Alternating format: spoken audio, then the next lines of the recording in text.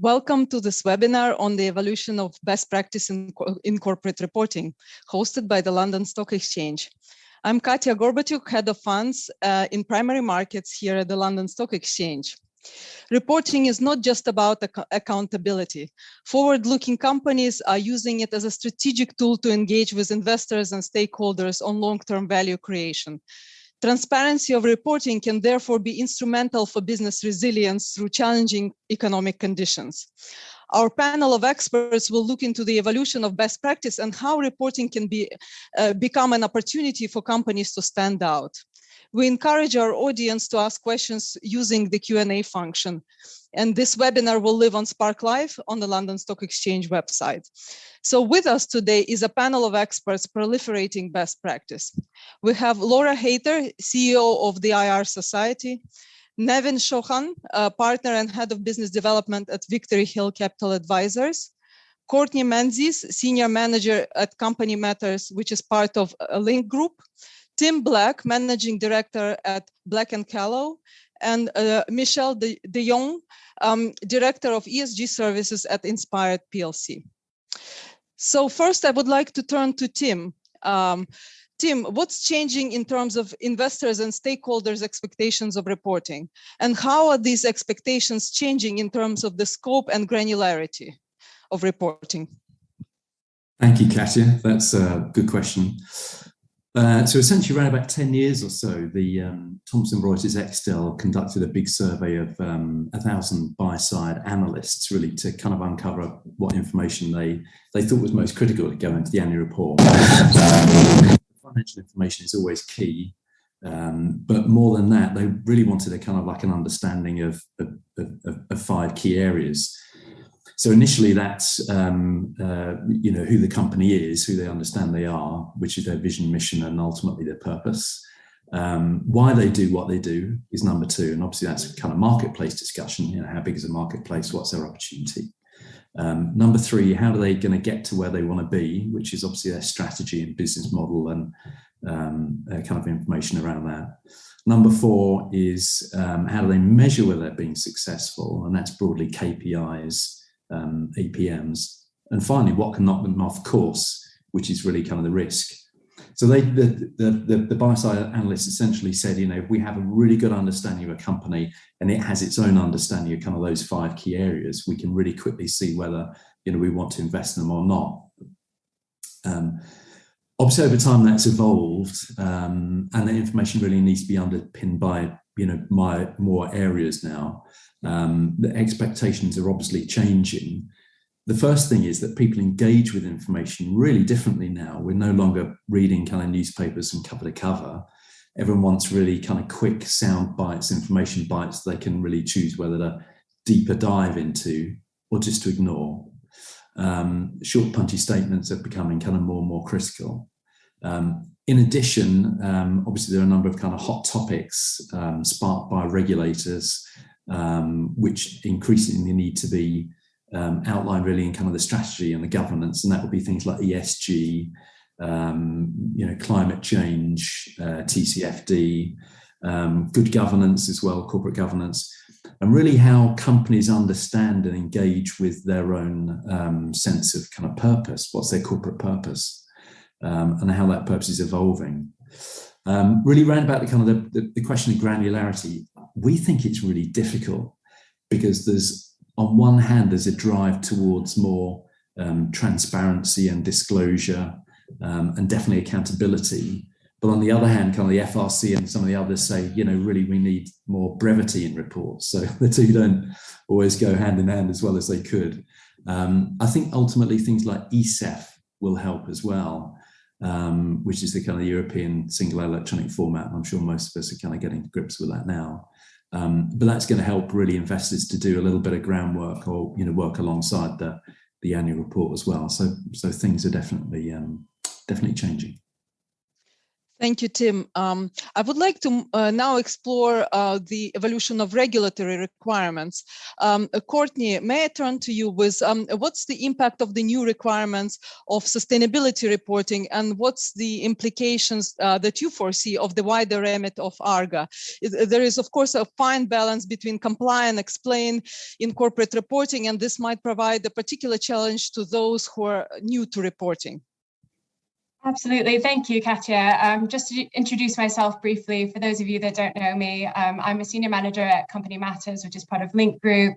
I'm a lawyer and a company secretary with over 20 years of legal and corporate governance experience. And my company, Company Matters, is one of the UK's largest providers of company secretarial services and corporate governance advice. And we work with all sorts of companies, from newly incorporated companies, companies at the pre-IPO stage, IPOs, and more established companies, either private, AIM, premium main market, and investment trusts. And we do everything from providing fully outsourced company secretarial services to statutory compliance and straightforward board support and any other support that companies ask for. So yeah, great questions. These are huge topics. I'll start with sustainability. It's a really big topic at the moment. They're not a completely new topic. It's been around for quite a while now. It was previously covered under corporate social responsibility. But in the past, many businesses just saw it as a box-ticking exercise and used lots of vague green terminology, trying to appear environmentally friendly, but with not much to back it up. But recently things have been really ramping up, especially over the last year, I'd say. Companies are really starting to understand what their investors want, and that is genuine sustainability with real targets and evidence to back up any claims that they're making. And proxy voting agencies and institutional investors, we're seeing that they're really making it clear that they're expecting companies to take this seriously. And that could be quite daunting to a company that's new to corporate reporting. But the targets are a lot more defined now, which is good news. There's lots of information and lots of guidance out there to help companies on their way to best practice sustainability reporting. I will say not all companies will be able to meet the targets, or at least not straight away. But companies are expected to provide adequate disclosures to address that. And to form a credible plan within a defined time frame. So that will involve things like creating a realistic ESG strategy, gathering as much information as you possibly can internally, deciding on the framework that you're going to be using, ensuring that any reporting is transparent, is genuine, is reliable, and making sure that your ESG report aligns with your business strategy. And disclosures, as Tim mentioned, should be short and punchy statements. They should be concise and to the point, free from jargon, and should absolutely avoid making misleading claims. And that is the biggest piece of advice I give to my clients. I could go on all day about sustainability and ESG stuff, but I know we're short on time, so I'll move on to the ARGA question. So in terms of ARGA, for anyone that's not aware, that's the Auditing, Reporting and Governance Authority, which will eventually replace the FRC, the Financial Reporting Council. So in January, the government released its 3-year plan for the transition to ARGA. And there's likely to be further consultation on the regulations and also further guidance. But at the moment, the proposed reforms include changes to director liability and accountability, and a strengthened internal control framework, which will be based on the UK Corporate Governance Code and will be enforceable by ARGA itself. It contains new rules for accountancy and audit professionals. There are changes to dividends and capital maintenance, including a new requirement to provide a narrative explaining the board's long-term approach to the amount and timing of returns to shareholders. So that's including dividends, share buybacks, other capital distributions, and how the distribution policies have been applied throughout the reporting year. There are also new reporting requirements, including the requirement for companies to include an annual resilience statement as part of the strategic report. So companies will be required to report on matters that they consider to be a material challenge to their resilience over the short and medium term. Together with an explanation of how they arrived at the judgment of materiality. And it's worth noting that for companies that are also within the scope of the UK Corporate Governance Code, the viability statement and going concern statement requirements of the code are incorporated into the new resilience statement. So you don't need 3 different statements, which is kind of helpful. There's also a new requirement for qualifying companies to publish an audit and assurance policy every 3 years, which will set out the company's approach to assuring the quality of the information that it reports to shareholders. And under the new regime, ARGA has much greater powers to supervise corporate reporting. So the whole of the annual report will be in ARGA's remit, rather than just specific bits, as currently the position is under the FRC. And finally, the government intends to give ARGA powers to investigate and sanction breaches of director statutory duties relating to corporate reporting and audit. So big changes are coming, lots of big changes on the horizon, and there's a lot to be aware of. And again, another topic I could easily spend the whole day talking about. So yeah, if anyone's interested, please do get in touch after the webinar. There's a lot to discuss. Thanks so much, Courtney. Laura, may I turn to you? The IR Society, as the organization of coalesced around driving the proliferation of best practice. What do you see in response to both changing regulations and the investor and stakeholder expectations? What are some of the key trends in the direction of travel of best practice? Yeah, thank you, Katya. And again, like to introduce myself, Laura Hayter, CEO of the Investor Relations Society, with a professional body for investor relations, and exists really to promote best practice and support our members with professional development and our best practice guidelines and events, and just really help sort of promote the profession. I think there's a few themes that we've seen over the last few years, Katya and panel, and to Tim's point and Courtney's as well. The first one is around innovation and digital. I think we've obviously had a lot to contend with over the last couple of years. Companies were already on their digital journey in terms of reporting, but they've really had to adapt and transform their communications very quickly, and that's really been sped up. So I think the way companies are talking to stakeholders, not just investors, it's a much broader base of stakeholders that we're now talking to. Including regulators, as Courtney talked about, media, employees, customers, and strategic partners as well. And this has really brought about digital innovation, so using a much wider variety of tools beyond the annual report. So the website, the way companies are telling their story, whether it's through visual media, social media, companies talking to investors through virtual capital markets days, virtual products launches, but also to Tim's point, being really efficient with your communications, and that virtual nature, the digital nature has really brought that on and made that much easier for companies to access a wider pool of stakeholders. And then the other theme is really, as we all know, around ESG communications, and the language around that is really evolving. So we're capturing a broader theme around sustainability and how this is integrated into business culture and operations. So companies are looking at the way that they're defining sustainability and the strategy, and how they can communicate this throughout the year. So not just with the annual report or the sustainability report, but all year round, through other mediums. And again, a chance to really innovate here and not just stop at the report, the printed annual report, but looking at website and digital communication around sustainability. And as Courtney's just said, there's so much information and regulation and frameworks. It's a lot for companies, particularly smaller companies, companies thinking just starting on their sustainability journey. There's a lot for companies to really navigate, but we welcome the standardization of reporting, for example, TCFD, and also the International Sustainability Standards Board consultation that's out at the moment. I think this is only going to be a really good thing for companies to help companies be consistent and clear with their communications. I also wanted to mention that we also recognise that larger private companies are also doing great things around reporting, following the Waite's corporate governance principles that was launched in 2018. So we're seeing some really good reporting from them around sustainability, and also international companies as well. They definitely look to the UK for best practice reporting. So that's just something to be aware of too. And with that, I'll hand back to you, Katya. Thank you. Thank you, Laura. I would like to explore transparency in reporting a bit more with Michelle. This quest for a perfect report as opposed to a more candid reporting on activities and outcomes. What are your thoughts on going beyond the legal requirements in terms of voluntary reporting when it comes to particularly ESG reporting, and B, a more candid reporting on challenges that a company is facing and how it's approached overcoming these challenges?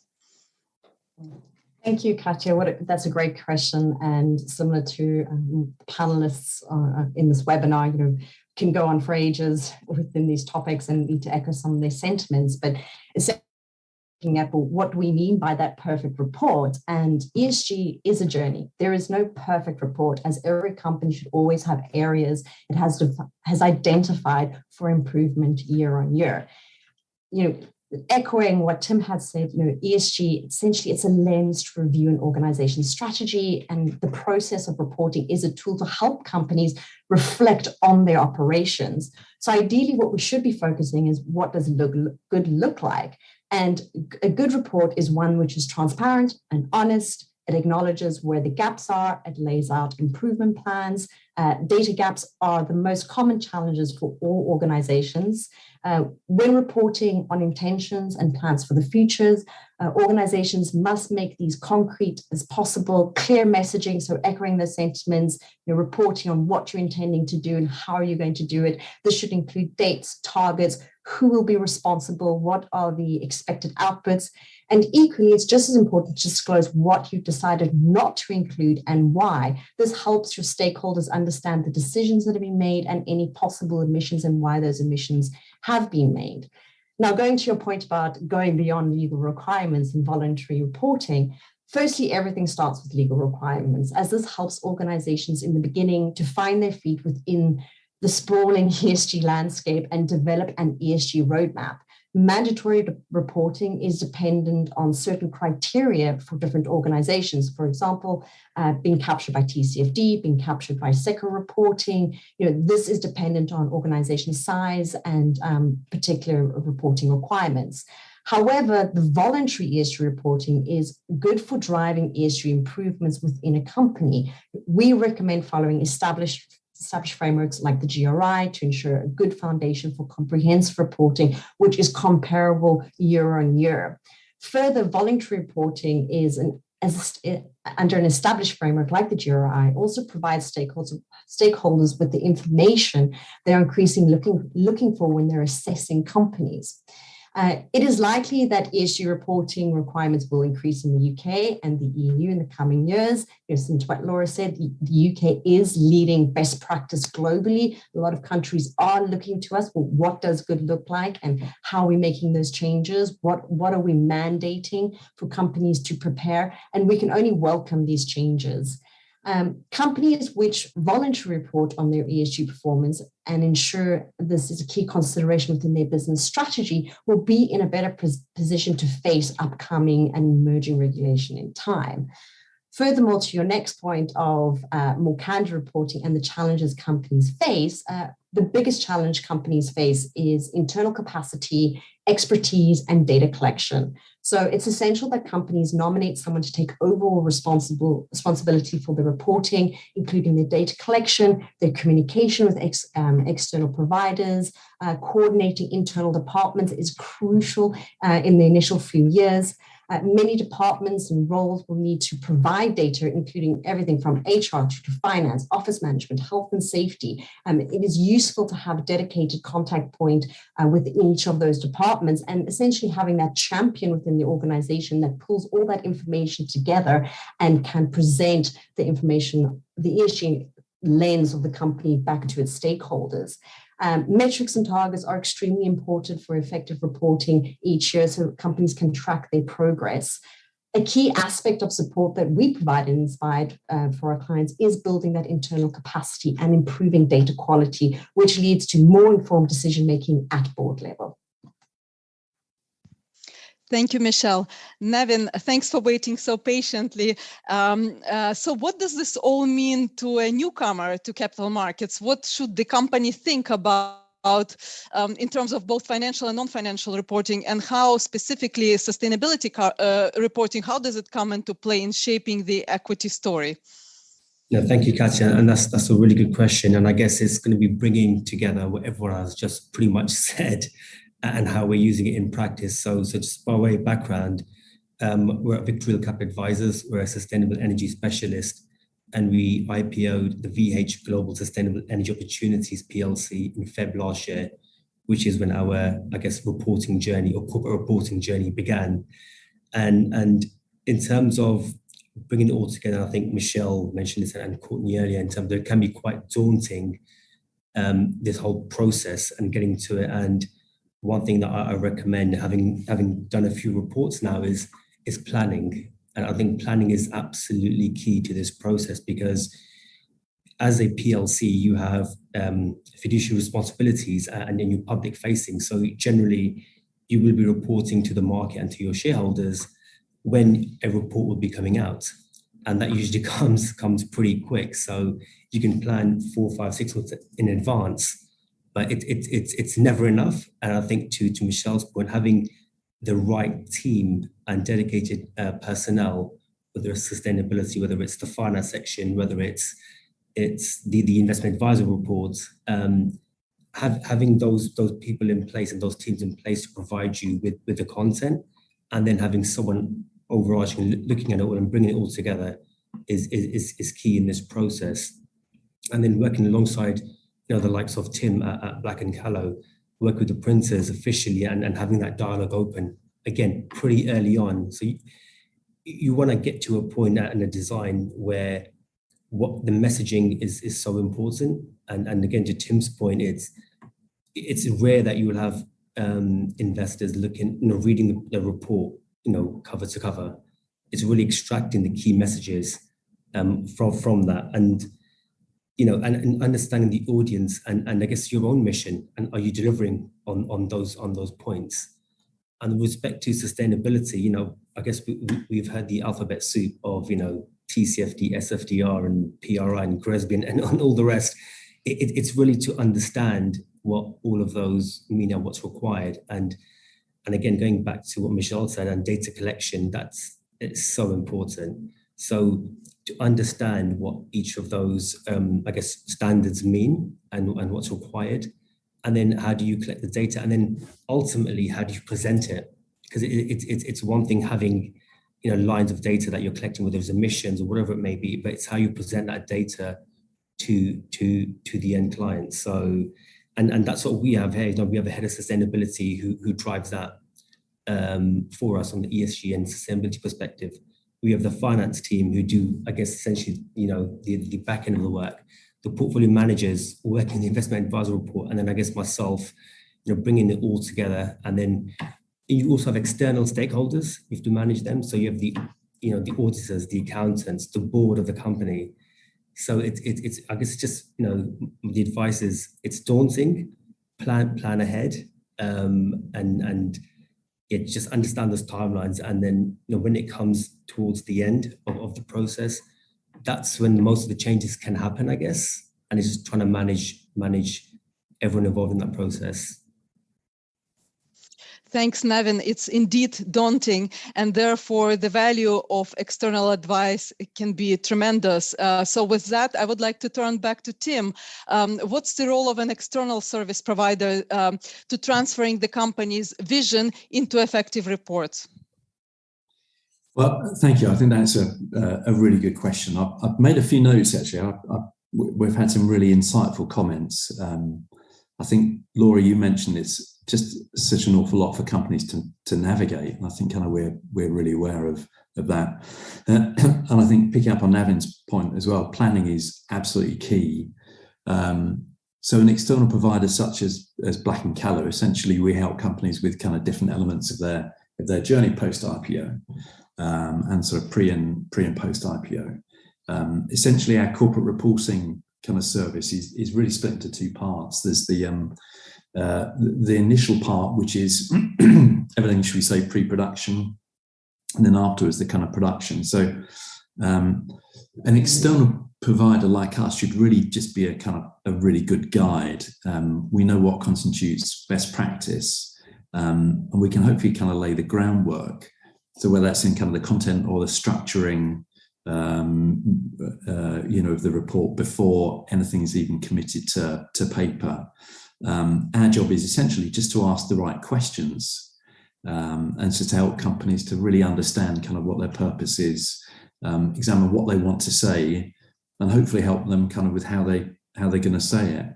That means that we can put together a package of the right ingredients to help them articulate the story.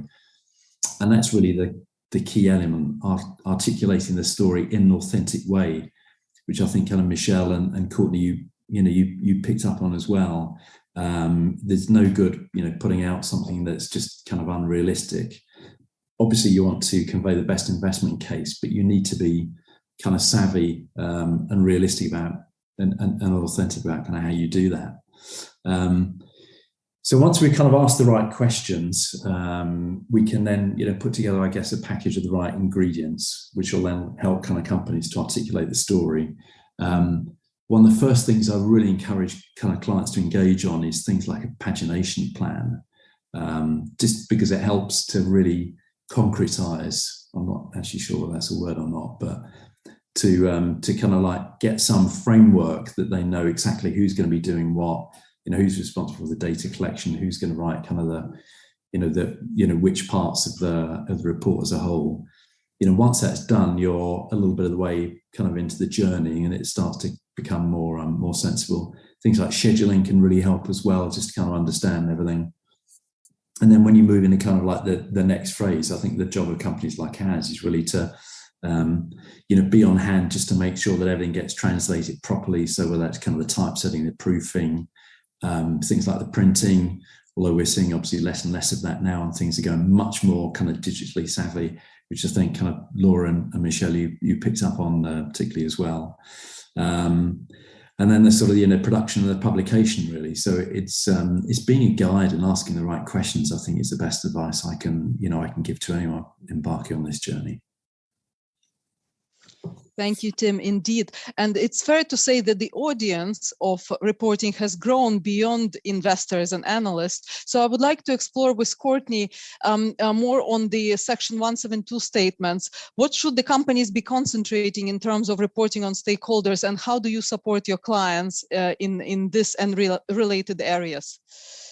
Thanks, Katya. So as Tim and some of the other panelists have mentioned, there's just so much information and so many new regulations and so much being thrown at all our clients and all companies at the moment. So I think this is an area where a company like us, outsourced company secretarial providers who have the benefit of a larger team, lots of experience with lots of different types of companies, can be really, really beneficial. With the Section 172 statement, I mean, large companies have been required to include a Section 172 statement in their annual report since 2020. So it's not new. Companies have had a little time to be accustomed to preparing these. But if you're new to corporate reporting, the Section 172 statement, it's a separate statement in the company's strategic report, and it describes how directors have had regard to the matters set out in Section 172 of the Companies Act, which is the duty to promote the success of the company for the benefit of its members as a whole. And it requires the directors to consider quite a few different things, including the likely consequences of decisions in the long term, the interests of the company's employees, the need to foster the company's business relationships with suppliers, customers, and other stakeholders, the impact of the company's operations on the community and the environment, so ESG style stuff again, and the desirability of the company to maintain a high reputation for standards of business conduct, and also the need to act fairly between members of the company. So helpfully in 2020, the FRC published some tips which help companies make their Section 172 statements more useful for investors. And the first tip, and always my number one piece of advice to clients, is to be specific, be genuine, and to avoid box ticking. So same as I said earlier for the other topics, the content should be useful, and it should include explanations as to why the board identified specific stakeholders as key, why particular engagement methods were effective, and why any key decisions were taken. How many matters that were considered by the board actually linked to the company strategy. How many issues during the year were escalated to the board, and how the board oversees and challenges the formation of the strategy and the engagement with stakeholders. Also, any KPIs on key stakeholders that the board monitors, like for instance, net promoter scores, they should be included in the statement, or at least cross-referenced. They might be in other areas of the annual report, but they should be cross-referenced in the statement. And companies should present the Section 172 statement in a way that makes sense and flows with the rest of the annual report. It shouldn't just be stuck in there just for box ticking purposes. And boards should give thought to their approach to directors' duties all throughout the year, not just when it comes to preparing the Section 172 statement.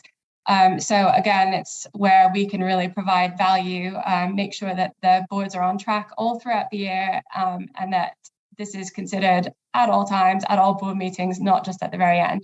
And key decisions should be highlighted as we go along throughout the year rather than just at the end. So we support our clients in doing this by providing boards with a summary of their duties under Section 172. We provide them in all board packs. We remind them of the matters that they should keep in mind when they're reviewing the board papers, discussing the business of the company, when they're taking decisions, and as they lead the company to achieve their strategic objectives. And we provide guidance throughout the year to the chairman and other key contacts within the board. And we help draft the 172 statements and pinpoint areas for improvement. And yeah, we're there as a sounding board to answer any questions that boards have. I mean, there are a lot of questions, there's so much information out there. So yeah, boards tend to have a lot of questions about what should be included.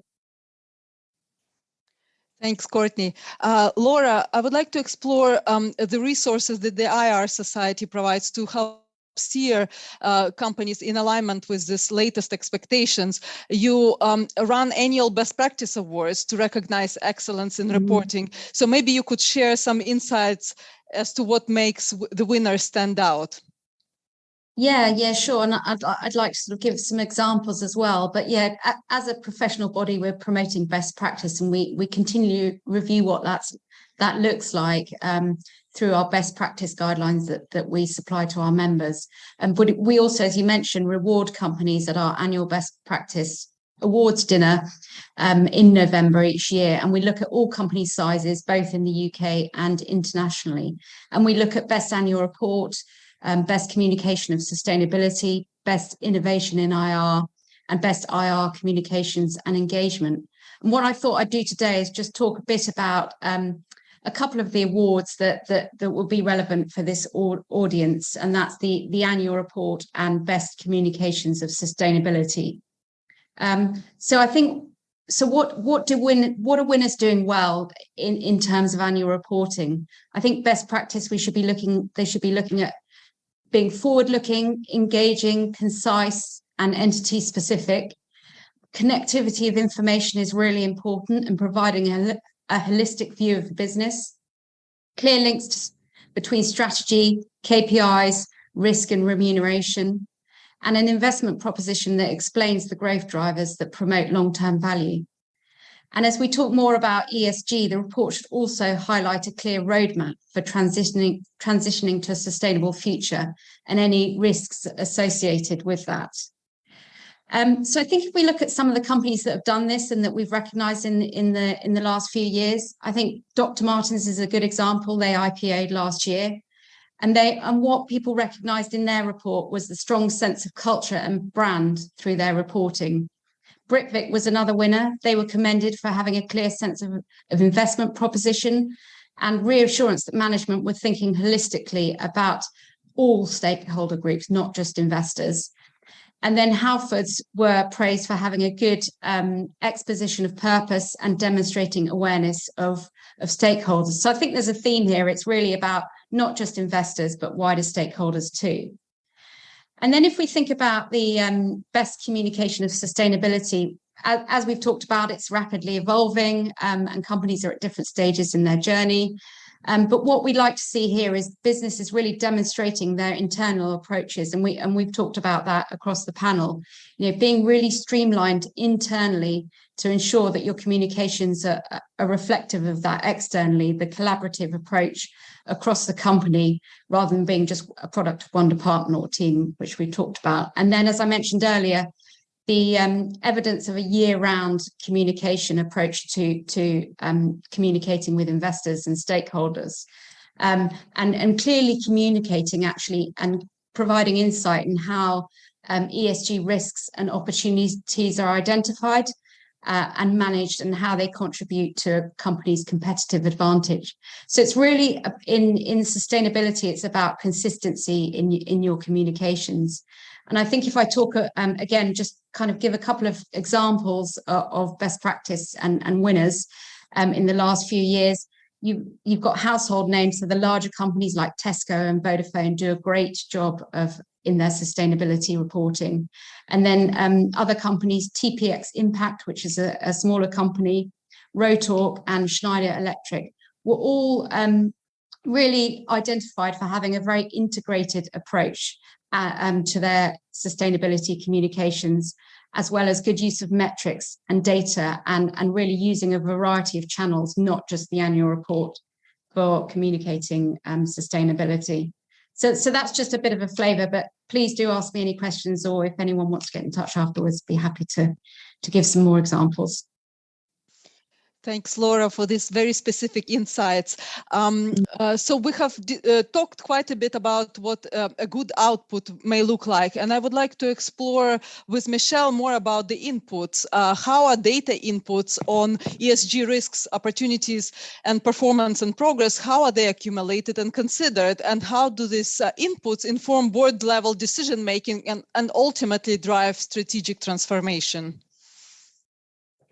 Thank you. Another great question. So yes, going to data input. So like many of our clients, Inspire itself is on our own journey of improving our ESG performance, and we know firsthand what is needed. So first of all, reporting being that first step, which allows companies to assess themselves within that ESG landscape. But going back to the previous comments, essential to that is good quality data. And data is always the biggest challenge for most organizations. It's not just data within their operating sphere, but it's also getting data within their supply chain and throughout their value chain. So a great example of that is looking at a company's Scope 3 emissions, which is assessing what your impact, what your Scope 3 emissions are throughout your value chain. That requires companies to engage with the corporations within their value chain, and helping those companies improve their data collection methods, because that will in turn improve the organization's data quality.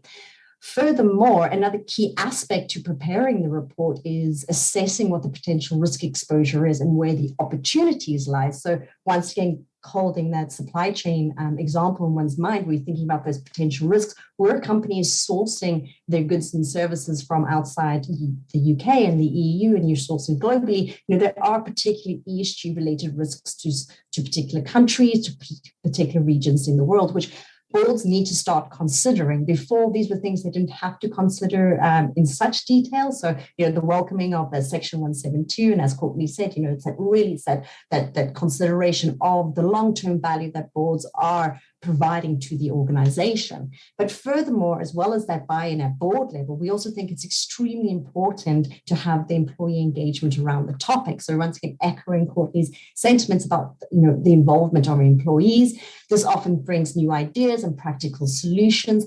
But also we find it's key for bridging the generations, because board level is usually particular generation groups, and younger employees, that they're coming with their own ideas. So ESG is also that platform whereby employees have a way to communicate to the boards of directors of what type of organizations they want to work in, what is important to them. And as the younger generation is far better equipped, we can say, as some of us over here, in our education, in our lives over schooling, this has started from a much younger age in their schooling career. So it is expected that when they're entering the workforce, they're going to want organizations to be addressing these topics which is very important for them.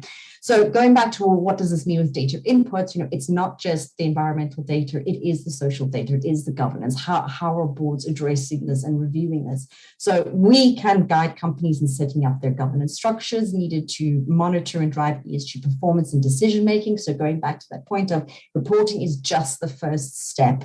A lot of times we're asked to come and present at board meetings to bridge knowledge gaps. So that's going back again to that expertise and helping boards develop that capacity to actually assess understand what they're assessing.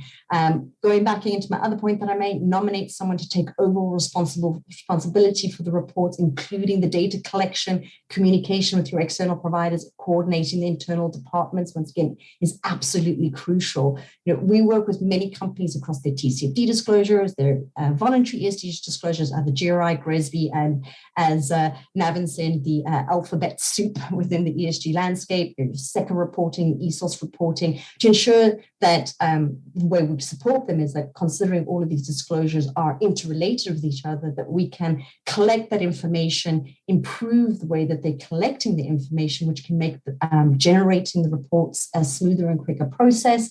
We also support clients with setting their science-based targets. This is essential for your TCFD disclosure, although it's not mandatory, it is expected. But what the Science-Based Targets Initiative allows organizations to reflect on within their next year's strategy is their near-term targets and their long-term targets. Once again, pulling into focus the board's responsibility for that long-term view of the company.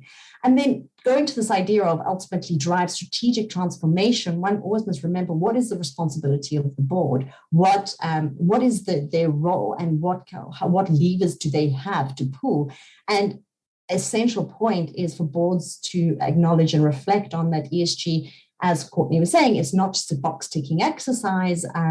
It is something that needs deep consideration and reflection, which means that boards need to open up budgets, make resources available, and support the growth of the strategy and the operations within the organization, reviewing the KPIs, making these standard board agenda items, ensuring management is delivering, but also at the same time providing management with the effective tools to be able to deliver on the KPIs and targets agreed by the board. Thanks, Michelle. Navin, our panelists have brought forth the point about integrated thinking, which is really demonstrating that sustainability is an integral part of the business. It is the business. So how do you communicate evidence of that integrated thinking in your report and other communications? And in general, what's the effective reporting strategy in terms of translating into shareholder value? That's another great question. And I think it's going back to working with the various stakeholders, both internal and external, and having the alignment and the mission and the KPIs and how you deliver those. And it's also working, I think Tim mentioned this earlier again, is the key points. And also in terms of integrated thinking, and I guess and how you communicate it, it's all about the branding and the design work. I think people probably overlook that. And I think Laura mentioned, the various, the reports, the website, the social media, having the ability to communicate your message across all platforms is key. And sometimes doing the annual report can be, at times a thankless task. You're writing 120 pages or whatever it may be, and then you see the final product. And the way we've used it in the past and it's worked quite effectively is you can take those images, the design elements and incorporate into presentations. It can be a fundraising tool, a roadshow tool. It can be translated into the website, into flyers. And I think that shows the effectiveness of the report itself. But there's a lot you can understand, again, like I said, about the planning stage and the amount of work that goes into it to get to that output. And that's where we spend most of the time about, the effectiveness of the messaging and what we're trying to achieve, because we have our own mission, our own KPIs, and we want to deliver on those. And ultimately, it's for investors and other stakeholders that will read the report and all those various other outputs that may come from it. Thank you, Navin. We have a very good question from our audience. If I may ask Courtney to think about it and then others to come in as well. So the question is, I'm reading it, it's with the increasing regulatory and reporting burden on companies, do you think it's likely that smaller cap companies, especially those on AIM, might look to delist to save cost? While they should increase reporting for best practice, many might get overwhelmed by the increased cost of TCFD, ARGA rules, and so on. It's a good question, actually. It's not something we're seeing, though. We haven't seen a whole lot of that. We work with a whole lot of listed companies and AIM companies as well. And we haven't been seeing that. And in fact, we've been seeing a lot of companies that are actually striving to do more than they need to be doing. And yes, there are definitely costs involved, but I think it's worth it in the long run. I think it's companies are seeing that just doing all that they can to meet the requirements and go a little bit further, it's just really giving confidence to investors. So I'm sure there are some companies out there that will say, oh, it's too expensive, I'll delist, but we haven't been seeing it. I think I'm going to kind of jump in on that as well. We haven't been seeing it either. I think delisting just to avoid doing an annual report is probably a little bit kind of top heavy.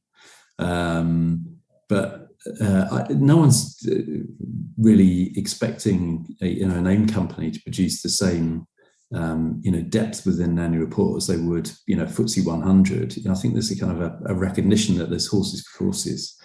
And articulating your story and your strategy, and achieving all the other elements, including TCFD, is perfectly doable. And companies like Black & Callow and I'm sure others would certainly help any companies to achieve like a realistic level of reporting, and would ask the right questions that would help them to articulate the story fairly easily. I don't think there's any kind of need to spend a vast amount of money, doing it realistically.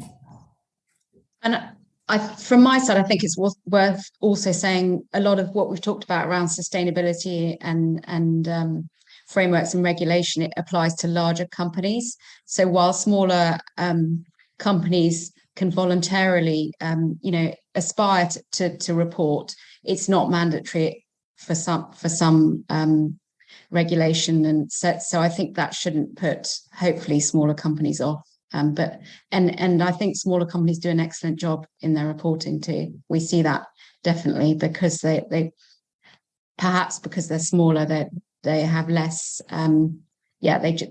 We just see a lot of good practice in the smaller companies. Yeah, I would just add, in addition to that, as a relatively newly sort of listed company on the stock exchange, absolutely it can seem overwhelming when you break it down and what the annual report requires. And this is why I go back to my very, very first point. It's about planning and knowing what is required for each section. There's the chairman's statement, the investment advisor report, the sustainability section, so on and so forth, and breaking that down and then delegating. Even smaller companies like us, we have the various departments and experts in their field, and that's how it comes together. It's by the finance team doing one section, the sustainability section, the team doing one section, and so on and so forth. But it comes down to planning ahead, and just, I guess, knowing what the regulation requires as well. And then it's up to you how far beyond you want to go to that. So if we talk about sustainability and SFDR, for example, there are the various articles, and there's Article 8, there's 9, and you can go above and beyond. And it's what you're comfortable with. And I think to Laura's point, you don't have to disclose everything. It's a journey. Annual report 1 will be different to annual report 2 because you'll have more data, you'll be more established, etc. So it's again, planning is key, and it does seem overwhelming. And once that report is done and designed, like I said, there's multiple uses for it as well, which I think is a huge bonus.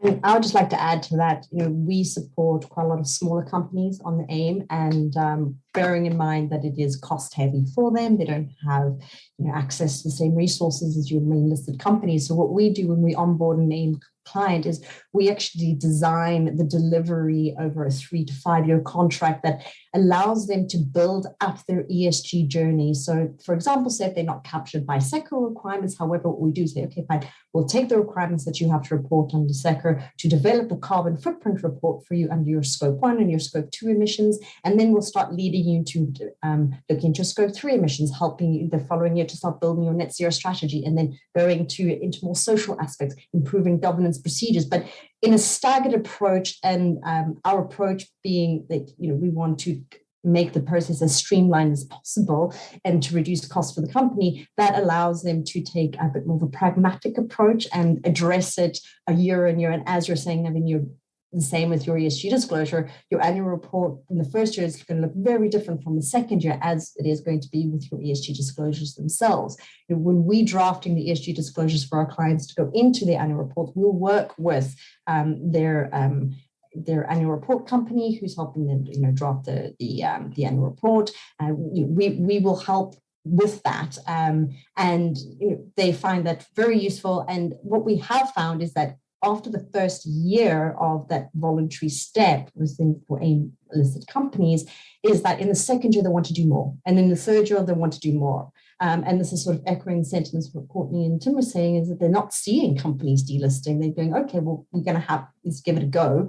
And once they see the traction, they want to do more. Thanks, Michelle. As we're approaching the end of this webinar, I would like to turn to each one of you for the last practical points of advice. Leaders versus followers. What makes it different? What would you want to leave our audience with? Some practical steps. If I may start with Tim, please.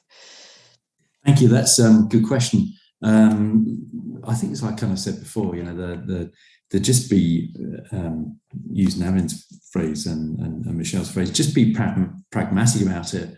Really just start the journey early.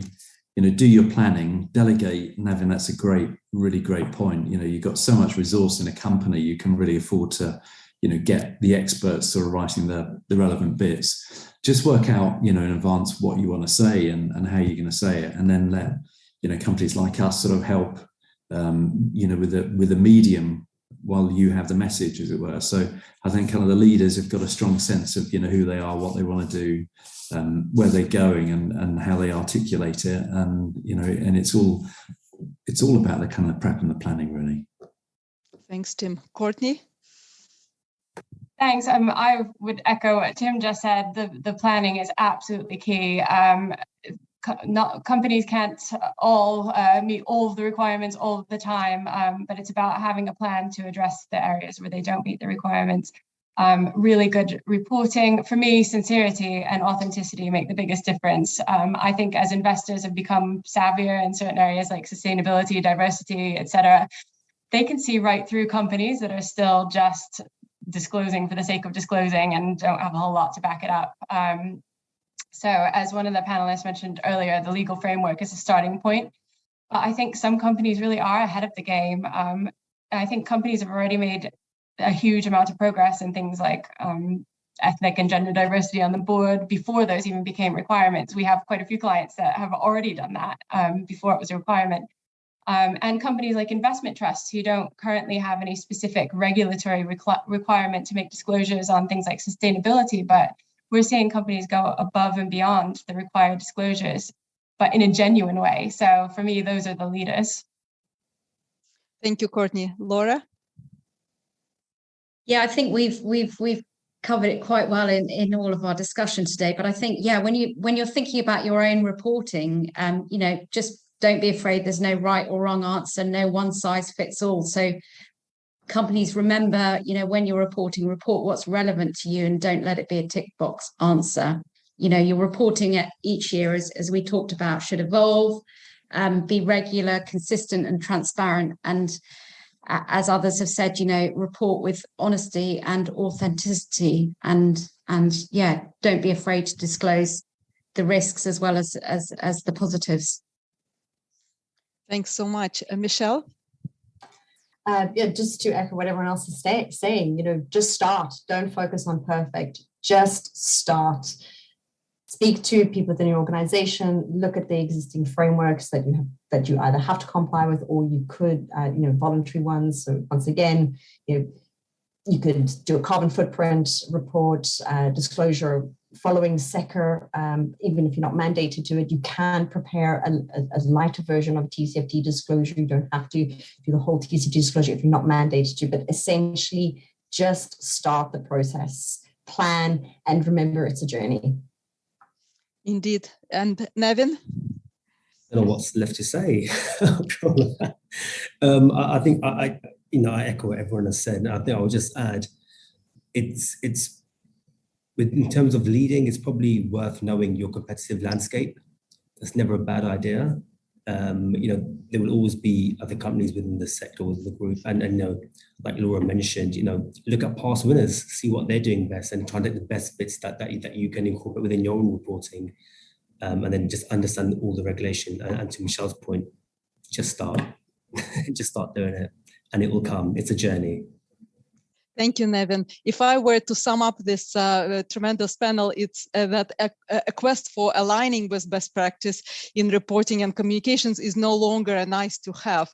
So our panel have discussed some very practical implications of how reporting can become that tool that helps drive shareholder value, helps reduce the cost of capital, and ultimately a tool for getting the long-term capital needed to back the company's vision. I would like to thank our amazing panel and also our audience joining us from around the world, and a reminder that this webinar will live on Spark Live on the London Stock Exchange website.